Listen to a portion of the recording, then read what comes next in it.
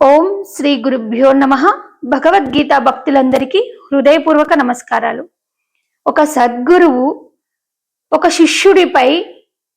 శిష్యుడి యొక్క గుణగణాలను మెచ్చి శిష్యుడికి ఈ విధంగా బోధిస్తున్నాడు.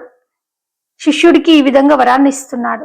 ఎలా అంటే, మయా ప్రసన్నేన తవార్జునేదం రూపం పరం దర్శితమాత్మయోగాత్ తేజోమయం విశ్వమనంతమాధ్యం యన్మే త్వదన్యేన నృష్టపూర్వం.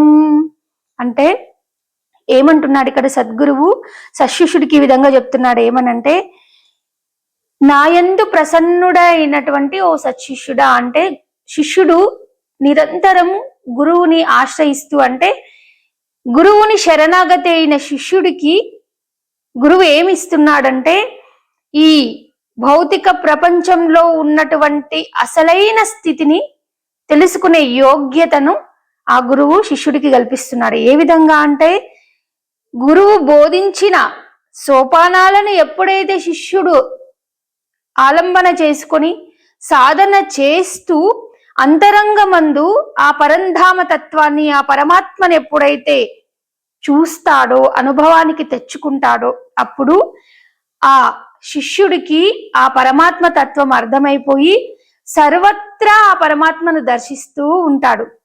అంటే ఇది ఎవరి వల్ల సాధ్యమైంది? గురువు ద్వారా సాధ్యమైంది. గురువు ఏం చెప్తున్నాడు సత్శిష్యునికి అంటే, శిష్య, నువ్వు చాలా మంచి వాడివి, మంచి సాధన చేస్తున్నావు కాబట్టి నీకు శీఘ్రంగా ఆ పరమాత్మ దర్శనం అవుతుంది కూడా. నువ్వెప్పుడైతే తీక్షణంగా సాధన చేస్తావో నీ యందు ఆ పరమాత్మే నిక్షిప్తమై సకల చరాచరం వ్యాపించి ఉన్న విశ్వరూపం, విరాట్ రూపంగా ఉన్నటువంటి ఆ పరమాత్మ నీకు దర్శనం అవుతుంది అని ఆ సద్గురువు సశిష్యునికి, ప్రియాతి ప్రియమైన సశిష్యునికి చెప్తున్నాడు.